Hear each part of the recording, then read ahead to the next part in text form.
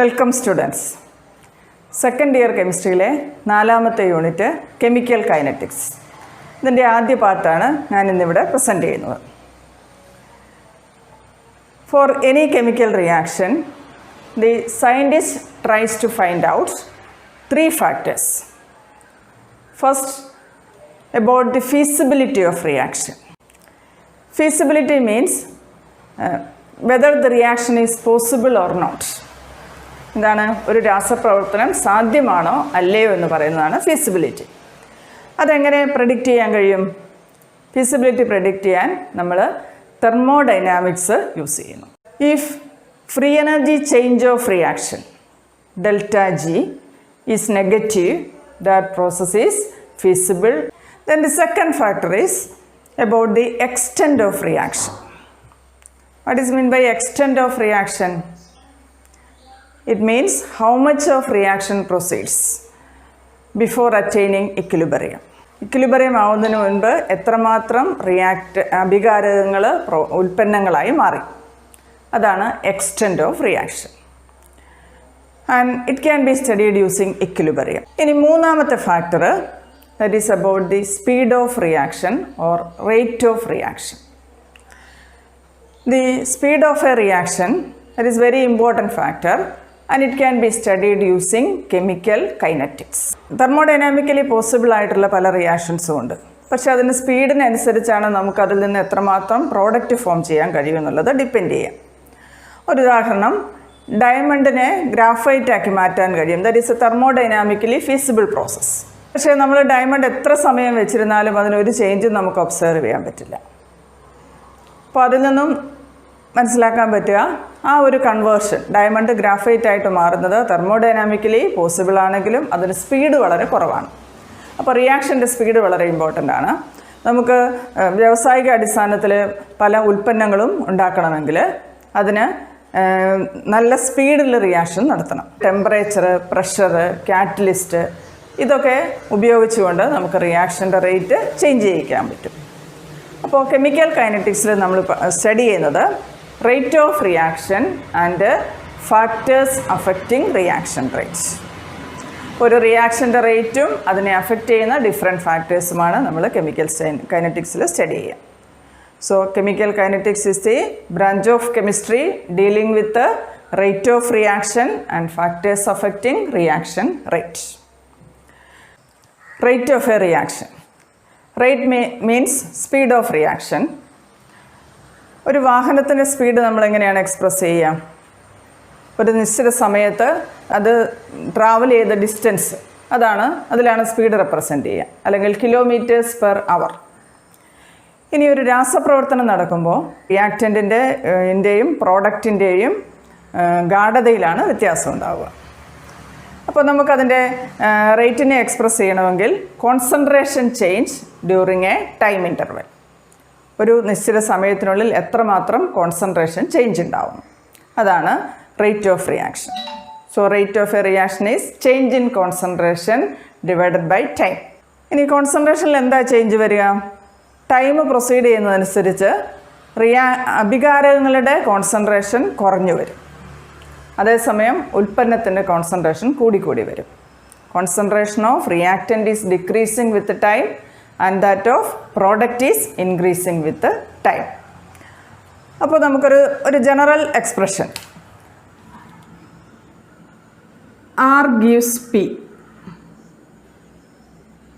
R is reactant and P is product.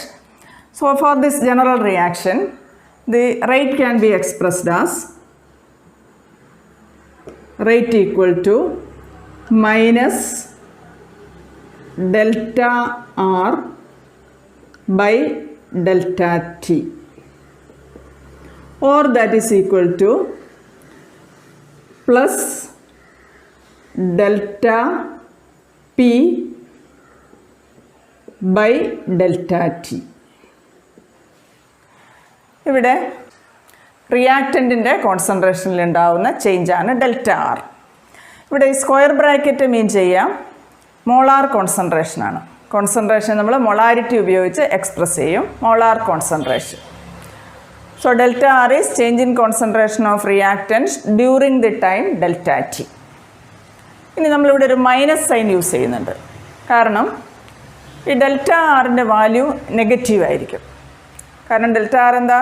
Change in concentration of reactants, അല്ലെങ്കിൽ final concentration of reactant minus initial concentration. Reaction നടക്കുമ്പോൾ concentration of reactant കുറയുകയാണ് ചെയ്യുക. അപ്പം അതുകൊണ്ട് തന്നെ delta ആറ് നെഗറ്റീവാണ്. അപ്പോൾ റേറ്റ് ഒരിക്കലും നെഗറ്റീവ് ആവില്ല. ഡെൽറ്റ ആറ് നെഗറ്റീവ് ആണെങ്കിലും റേറ്റ് ഒരു പോസിറ്റീവ് ക്വാണ്ടിറ്റിയാണ്. കാരണം അത് റിയാക്ഷൻ്റെ സ്പീഡാണ് റെപ്രസെൻറ്റ് ചെയ്യുക. അപ്പോൾ അതുകൊണ്ട് തന്നെ ഇതിനെ പോസിറ്റീവ് ആക്കുന്നതിന് this rate expression is multiplied by a negative sign. അപ്പോൾ റേറ്റ് എപ്പോൾ റിയാക്റ്റൻറ്റിൻ്റെ ടൈമിൽ എക്സ്പ്രസ് ചെയ്താലും അവിടെ നമ്മളൊരു നെഗറ്റീവ് സൈൻ യൂസ് ചെയ്യും in order to make rate positive.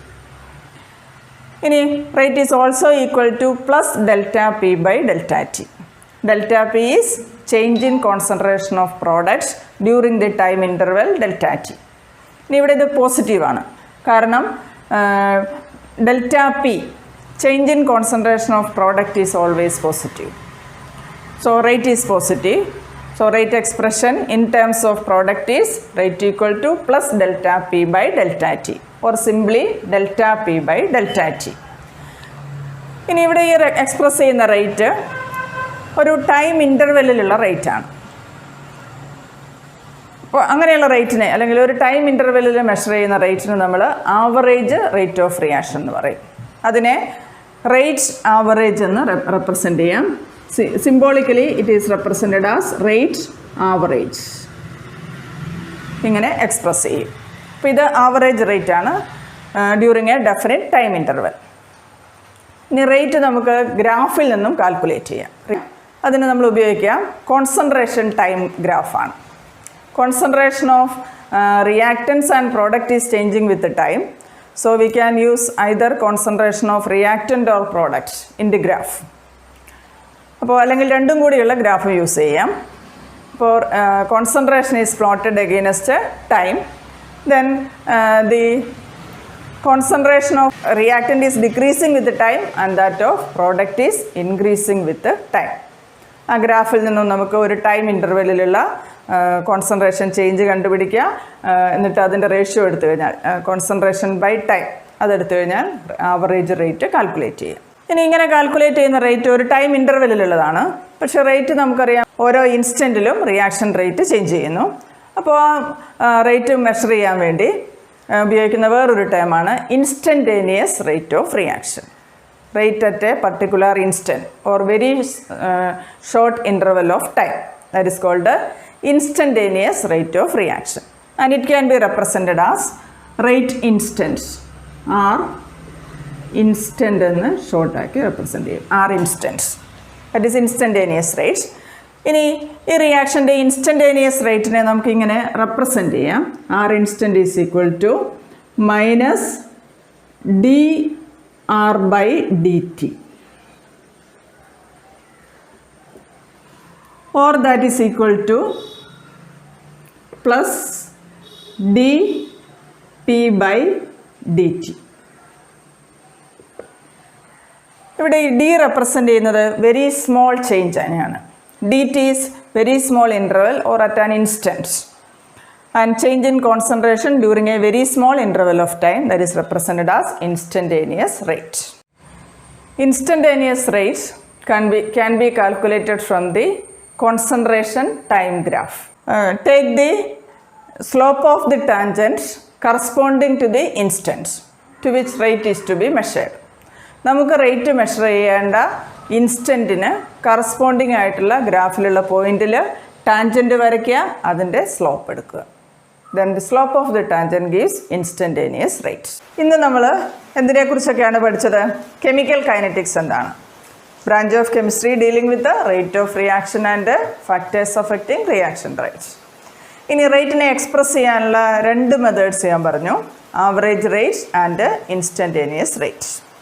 Rate എന്താണ്? Change in concentration in a time interval. Okay, thank U.